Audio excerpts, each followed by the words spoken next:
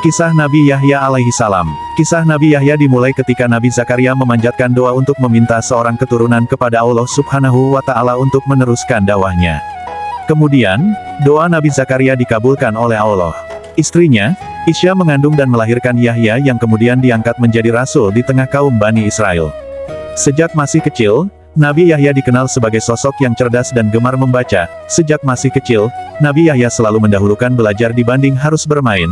Kebiasaan yang dilakukan Nabi Yahya tersebut, memberikan manfaat terhadap dirinya sendiri. Karena kebiasaannya, Nabi Yahya datang menghafal seluruh isi Taurat di usia yang masih sangat belia. Beliau memiliki ketekunan dan selalu rajin dalam mempelajari ilmu agama. Nabi Yahya tidak ragu untuk mengingatkan teman-temannya jika manusia dilahirkan Allah Subhanahu wa Ta'ala untuk beribadah bukan bermain-main. Kisah Nabi Yahya dijelaskan bahwa sejak masih kecil, beliau selalu memberikan kasih sayang penuh kepada binatang. Kebiasaannya inilah yang membuat Nabi Yahya selalu disegani dan dihormati oleh para binatang. Sebuah riwayat menceritakan, para binatang pernah terdiam ketika melihat Nabi Yahya memanjatkan doa sambil menangis di tengah gurun pasir. Pada saat itu juga, para binatang memilih untuk menjauh karena menghormati Nabi Yahya yang sedang memanjatkan kepada Allah Subhanahu wa Ta'ala.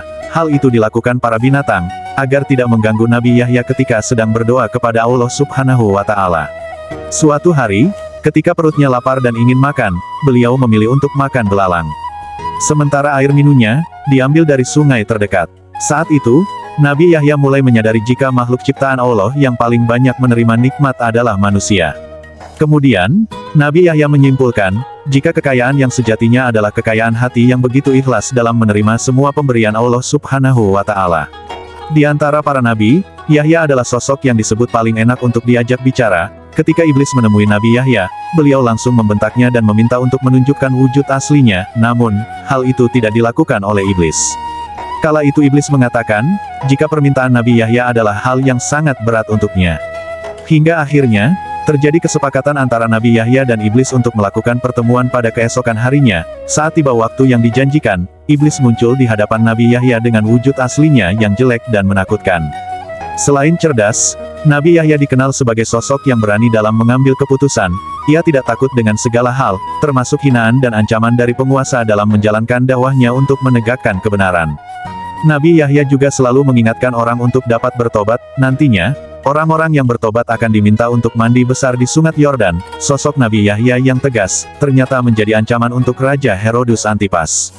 Ia adalah pengganti Raja Herodus Agung yang menguasai Galilea dan Perea. Dalam kisah Nabi Yahya dijelaskan, jika beliau mengecam pernikahan yang dilakukan oleh Herodus Antipas dengan Herodias.